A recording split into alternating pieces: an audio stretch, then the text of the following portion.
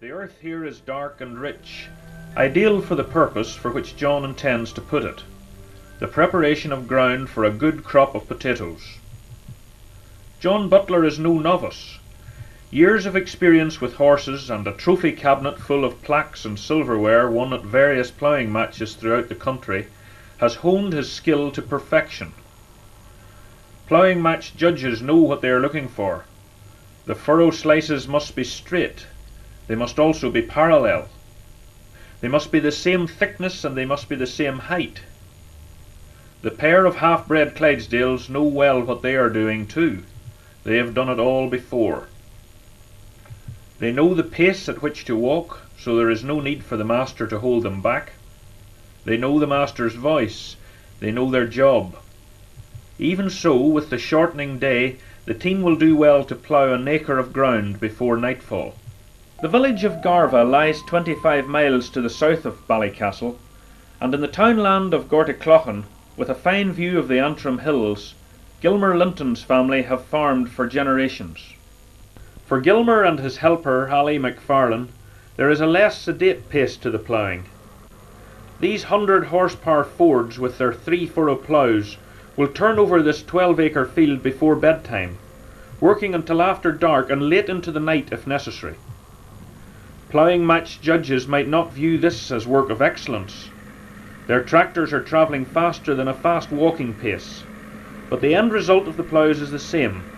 They cut up the deep-rooted weeds, bury the top growth, and offer the soil up to the weather and the frosts of winter.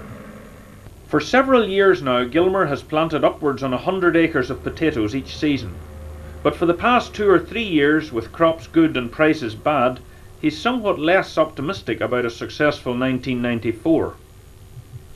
This year he plans to plant 60 acres of a variety called Nadine, which will hopefully find a profitable market in the fish and chip shops of England. The Clough Vintage Club was formed in 1981 and has a membership of 40. With the help of these members, Club Secretary Henry Shannon plans this year to grow and harvest his field of potatoes the way it would have been done between the war years and up until the 1960s. This orange N. Fordson came onto the market about 1938. With the threat of war looming, Henry Ford and Son began to flood the market with this particular model, promising to buy them back if the war threat did not materialise. By 1940, with German U-boats sinking as many food convoys as were getting through, Britain and Ireland were faced with a choice: grow your own food or starve. The Ford gamble had paid off. Fordson, that's how the tractor got its name, Ford and Son, were now working to full capacity, producing tractors for a willing and ready market. Farmers, now encouraged to cultivate every bit of spare land, were also willing to take the gamble on this new form of farm machinery. By 1940, Ford changed the colour of the N from orange to green. The reason for the change was that a green tractor would blend better into the background and would not be so easily seen from the air by a German pilot.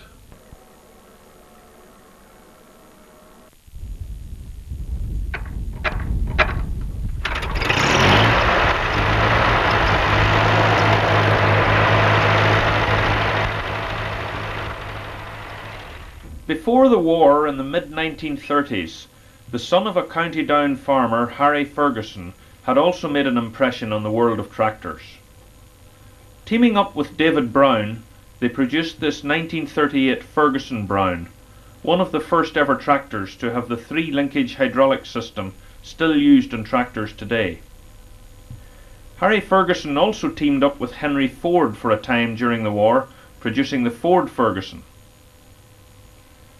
By 1946, Ferguson had broken his links with both Ford and Brown and had started producing the famous Ferguson T20 at his factory in Coventry.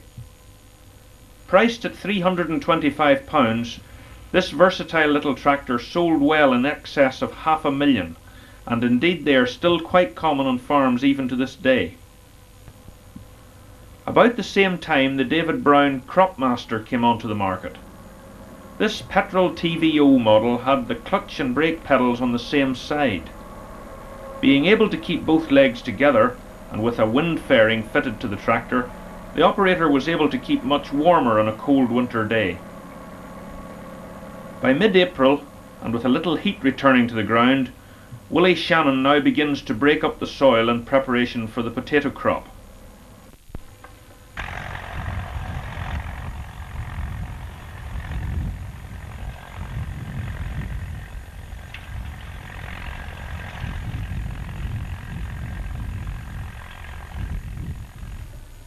With the horses well rested over the winter months, John Butler is opening the drills in preparation for his crop of Kerr's pinks. The horses are fresh and at times a bit too anxious to quicken the pace, but John knows he is being watched. He will take the same pride here as he did with his ploughing. Most importantly, his first drill must be straight, for if it isn't, the rest will be difficult to correct. Brother Alex gives a bit of advice. Drills as straight as a builder's line was the target when this 100-year-old drill plough was in use on as many as a dozen farms in one season. If you had a machine like this around the turn of the century, there would be no shortage of neighbours waiting to borrow and stand and watch in amazement as this new implement replaced the old method of the shovel. Willie Anderson begins the planting of the seed potatoes, using a bag apron slung in front of him like a satchel. In earlier times, the bottom of the drills would have been filled with cow manure, but by the 1940s and 50s, the manure would have been ploughed into the ground during the winter, so by this time you had at least a clean footing if the weather was dry. You had to put down every one down onto the manure in the bottom of the different. We used to just stand up straight, at home and throw them, drop them down. You had to put the man down and he would be spread the way he'd come across a long time and had a rule and he'd measure the cuts. Oh, they were far too particular, at that time. The seed box was also beginning to appear about this time. This system ensured that the back was bent at all times. The seed were pushed into the drill, each in turn nudged with the heel of one boot against the toe cap of the other. As Jim explained, not all farmers were easy to work for. Some would stride among the drills inspecting, measuring and looking for faults and usually finding them easily enough. Although this ground had been given a dressing of cow manure last winter, Alex Butler now applies artificial fertiliser. Years ahead of its time was this 1928 one-horse drawn potato planter. It was awarded a silver medal at the Royal Lancashire Show at Oldham that year. It is doubtful if this Albion ever caught on. It was a two-man operation, although some would have said that a horse could have been trained to operate on its own. Strangely enough, for the next 20 years there seems to be no record of any other way of planting other than the old back-breaking method. By 1949, the Ferguson organisation were making various farm implements to suit the T20 and other Ferguson tractors. One such invention was the bell dropper, and as its advertisement read, was capable of doing the work of 3 machines: planting the potatoes, sowing the manure, and covering the drills. The machine was adjustable. Drills could be made between 24 and 30 inches wide, and the spacing between the seed could be varied between 8 and 16 inches. Every time the bell rang, a potato seed was dropped down the tube, planted into the ground, manured and covered up.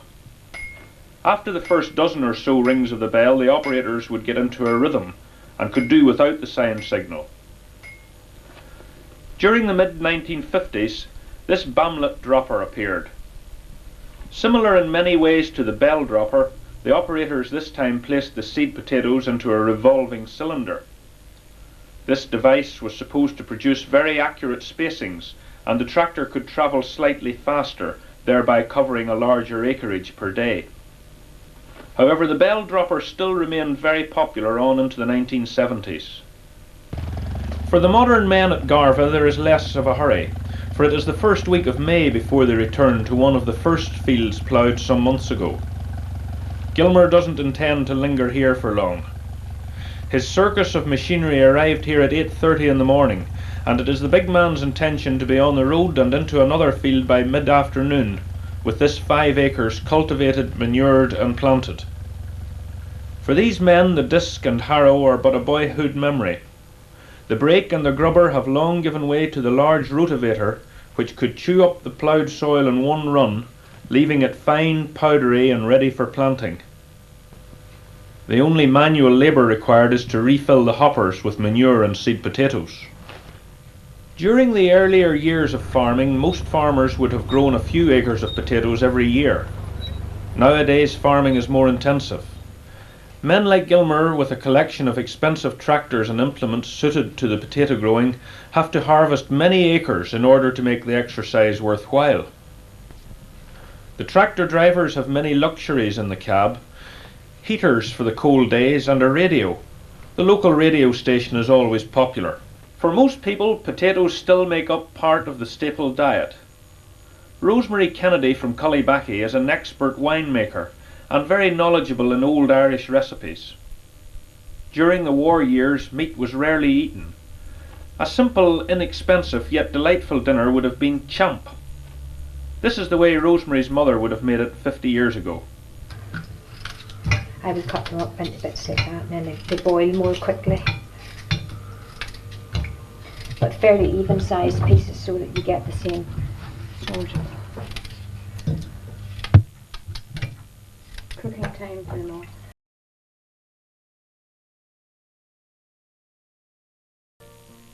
Half a pint of milk into this saucepan. That should be enough. Put a good big blob of butter, maybe a bit more, and add some salt. Now it does take quite a bit of salt to really give you the flavour that you would want, so I would say add a good teaspoonful of salt for the quantity of potatoes that we're going to use. Get that in out of the way. Now I'm going to take these scallions and chop and clean them. Better clean them here. Do this here. Just cut the tails off them and any ends.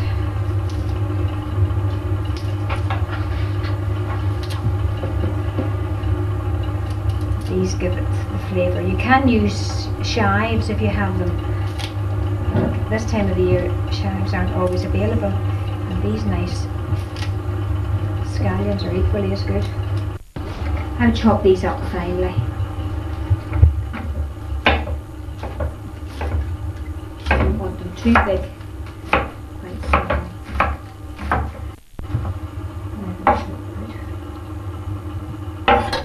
Mash these potatoes with my pounder. There. I'll just take this over.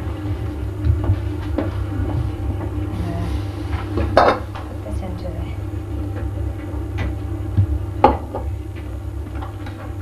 So you just mash your potatoes and your milk up. And it does take more milk than what you would think, because you don't want it to be in any way stodgy. You want it to be really nice, that when you put it onto a plate and you put a blob of butter in the middle, you really get a flavour that's typically Irish and is just different. So I would put it in slowly so that you don't get it too soft. Put a little bit more. You just keep adding it. See this?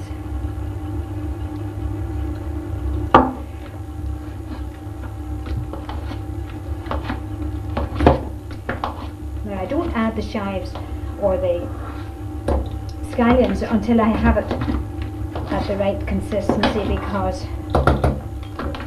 you would destroy them with your masher. And I think that's just about right now. I'm just going to taste a little bit to see that I have enough salt, because if there isn't enough salt in it, it tastes, as they would say in the country, worse.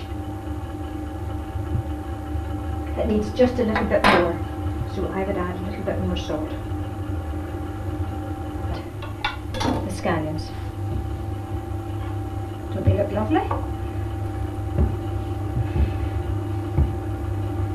Now just mix this through with a spoon so that you don't destroy them, because you want to keep the scallions in their proper shape.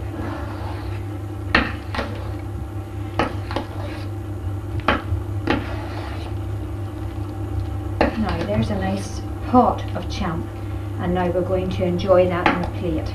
Make a nice well in the centre, and take a piece of butter, sorry about the noise, a good big blob of butter, put that in the middle, and you have your spoon, and you let this melt, and you'll see how lovely it looks. And the traditional way to have it was with a glass of buttermilk. Now, what more would a farmer or any hungry person want than a plate of champ?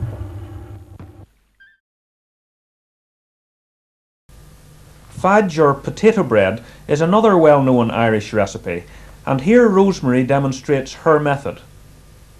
The potatoes are boiled in the same way as for the champ we saw earlier. Right, now I'm just going to take my potatoes, and I'm going to put them into this masher, which is an old-fashioned masher that belonged to my mother, and I'll do it right.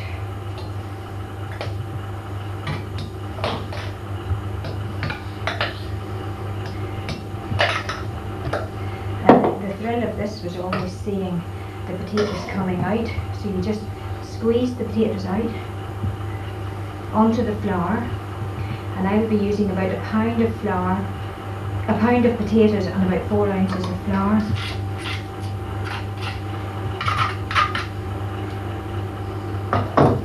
Now I'll add some salt, so enough salt, and then I just knead the flour into the potatoes.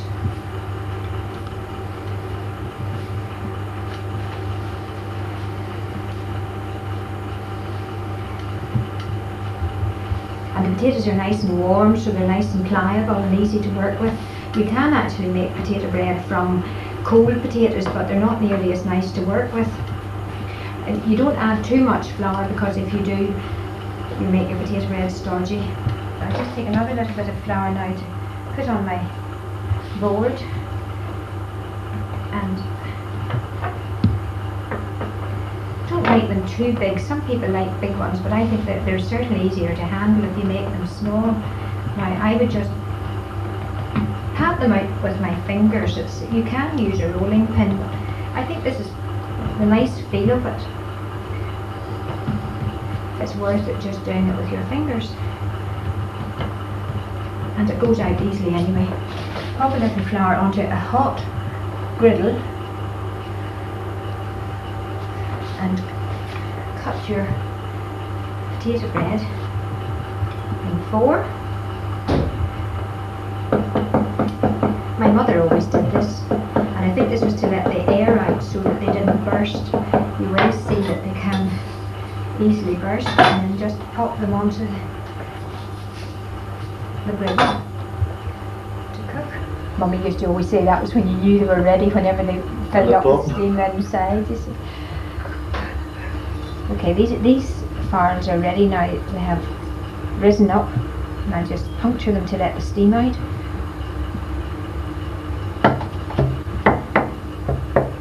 And they're ready whenever we're... And I put them onto a tea towel or a clean cloth and cover them up. See, this one is still nice and fat. And there's our potato bread. You can eat it either hot or cold hot with lashings of butter on it, and it's lovely. Now there's nothing nicer than a piece of warm potato bread with a nice piece of butter, lashings of butter. Look at that, doesn't it look wonderful? Here you are, John, enjoy that. By mid-June, the potato plants at Clough Mills are green and healthy. The next step is to curtail the growth of weeds. Henry Shannon is using this tractor grubber to disturb the soil in the bottom of the drills and all around the plants. The teeth of the grubber are set in such a way so as not to disturb the potato roots where the young tubers are beginning to form. Willie Shannon and Willie Anderson then hoe out the weeds and grass, turning out the roots to dry in the sun and die. The two men spend the best part of a day hoeing, and the field would then be left for a further day. Good dry sunny weather is the ideal time for hoeing, for should the weather be warm and damp, there's a good chance that the weeds would take root again. The following day, Willie Shannon, using the drill plough, moulds up the potatoes again. Any weeds which had been missed by the grubber and the hose would soon be smothered by the fast-growing young potatoes. Willie Shannon is another man who takes great pride in the straightness of his drills.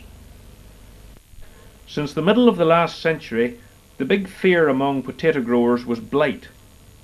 The potato blight is a fungus which attacks first the leaves and, after being washed down the stalks by rain, rots the potatoes growing in the ground.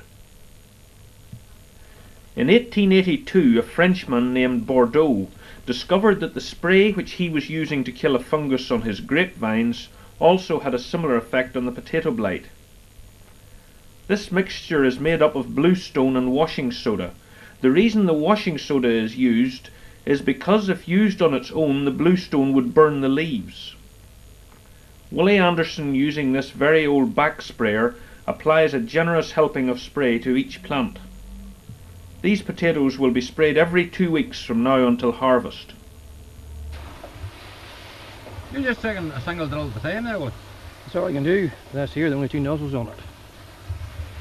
You just single at a time. Very slow job. What would you spray in a day? I say a good man spray 3 acres in a day. 3 acres? Just about. You'd be going right with that thing, would you not? Yeah, but a good man, they do it. What age is that sprayer? It's about the turn of the century, that thing. Right. Near 100 years old. Very old sprayers.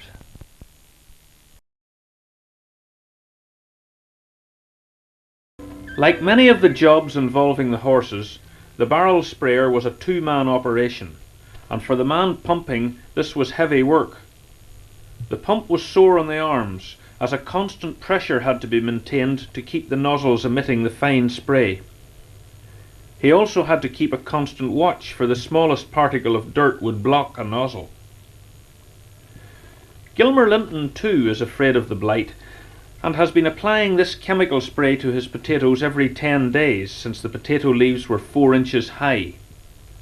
Gilmer's operation is not so sore on the arms, for the big Ford does the pumping, and taking 22 drills at a time, he will have the whole field sprayed in about 20 minutes.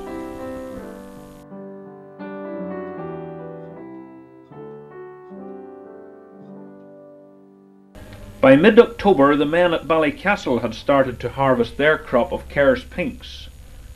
The potato spinner was invented in 1852 by James Hanson of Doak in County Antrim.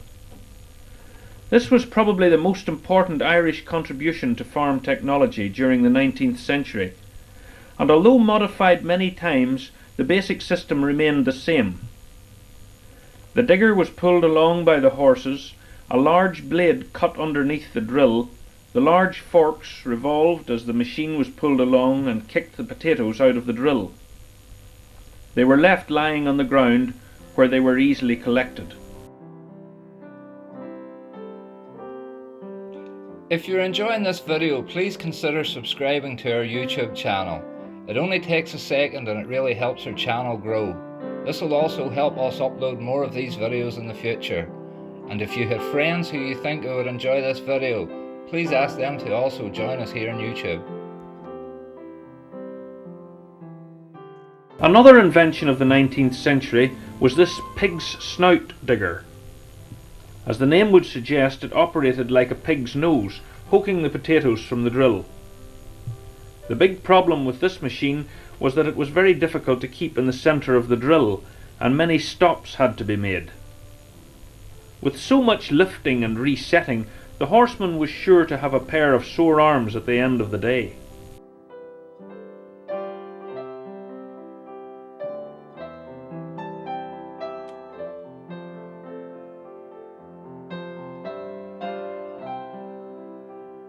Like many of the horse-drawn implements, the spinner digger was soon adapted to suit the tractors which had taken over from the horse.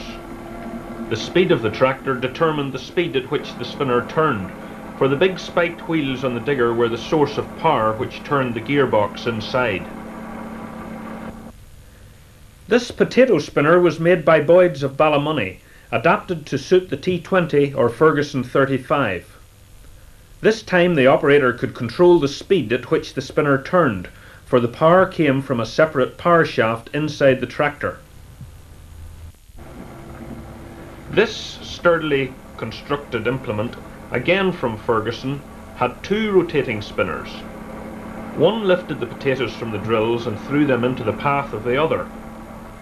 The second spinner was supposed to spin the soil away, leaving the potatoes lying on top of the ground, so that none would be buried. This ingenious digger first came onto the market in 1957. Many of the same folk who had been employed planting the potato seed in the spring were recruited again for the harvest. At this time the workforce was often supplemented with a gang of young gatherers from the nearest school, for at that time of the year, in most localities, the schools closed for 2 weeks for what was known as pretty gathering holidays.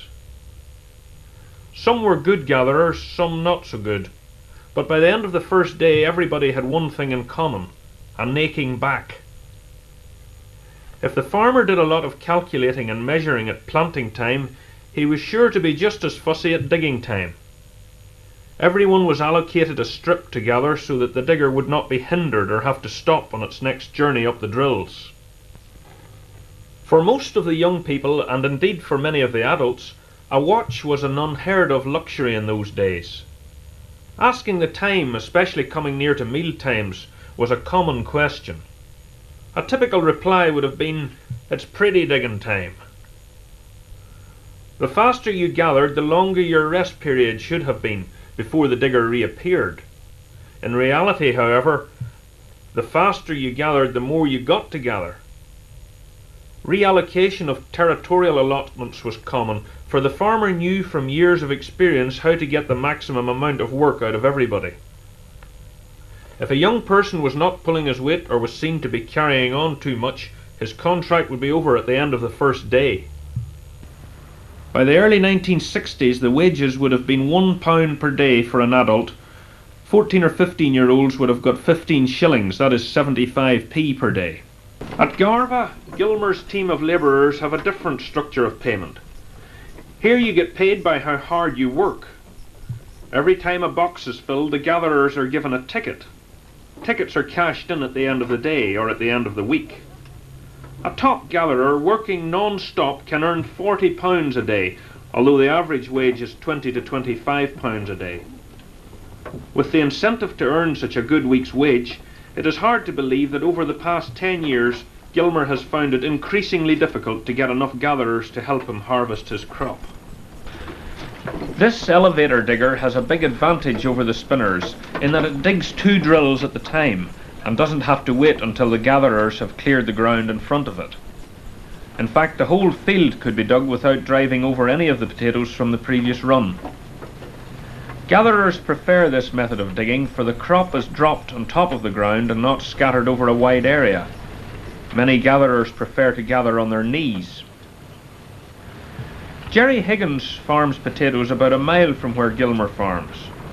In the townland of Ballylame, Jerry has overcome the shortage of labourers by investing £33,000 in this Kieverland harvester manufactured in Holland.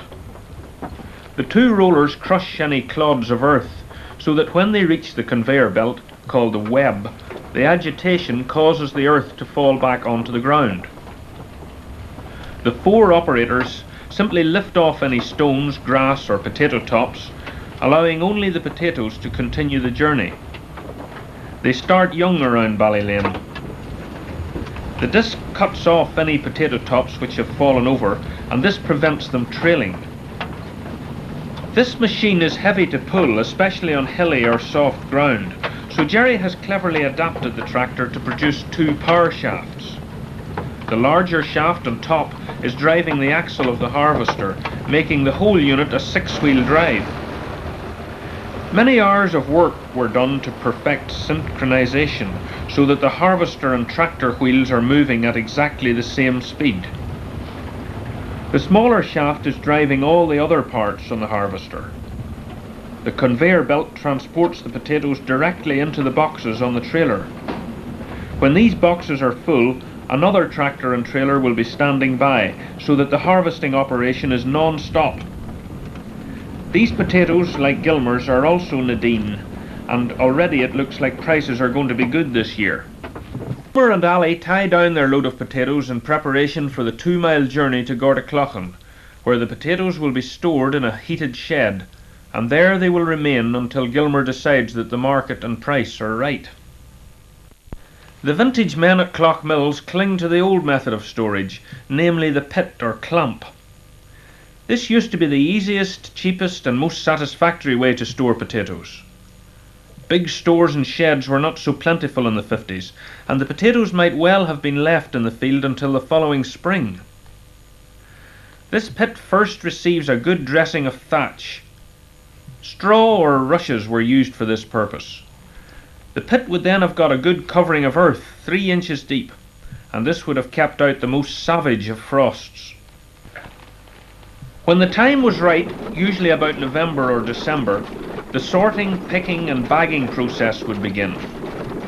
This was always a cold job, although the man providing the power to the potato dresser could keep himself warm, for as he turned the handle he was not only supplying the power to drive the shuffling screens, but the clattering elevator as well. The ware, the large potatoes destined for human consumption, were shaken off the top riddle. The smaller potatoes, which would become the seed for next year's crop, would fall through and would travel up a separate elevator. In those days the potatoes were bagged into 100-weight sacks. This is another sharp contrast to today's world, for at Garvagh the paper bags are only half the weight of the ones used at Clough-Mills. For Gilmer and his workers there is usually a break at this time of the year, and an anxious time of waiting to see if demand will force a decent price for the year's labour. The men don't have long to wait, for it would seem that most farmers like Gilmer have planted less potatoes this year, and so there is a good market and a fair price. Ali tips a box of Nadine into the hopper, where a slow-moving belt gradually feeds the potatoes onto another conveyor, which takes them onto a similar type of sorting device as we saw at Clough-Mills.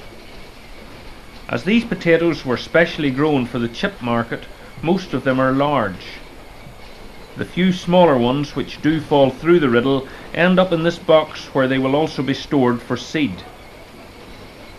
The larger potatoes travel along this special belt, where the bars are turning continuously. This constant turning helps to clean the potatoes and also lets the pickers see better, for they are looking for any marks, blemishes or sunburn.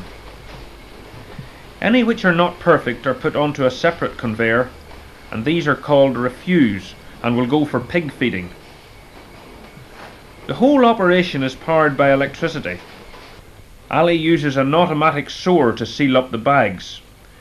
He doesn't have to do any weighing, as the conveyor belt will automatically stop when the 25-kilogram weight is reached. Using the forklift truck, the pallets, each containing half a ton, are loaded onto a lorry. By tomorrow morning this load will be in Manchester, and within 2 or 3 days it could be eaten, although if necessary they could be stored for up to 6 months. These potatoes would not be considered good eaters here. They would be rather soggy. Gilmer is pleased to see his first 25 tons of Nadine on its way so soon after digging. The men will have to keep on picking and bagging, for another lorry load is required in a couple of days' time.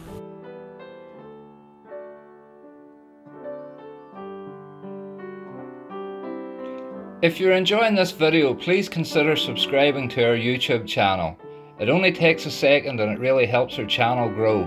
This will also help us upload more of these videos in the future.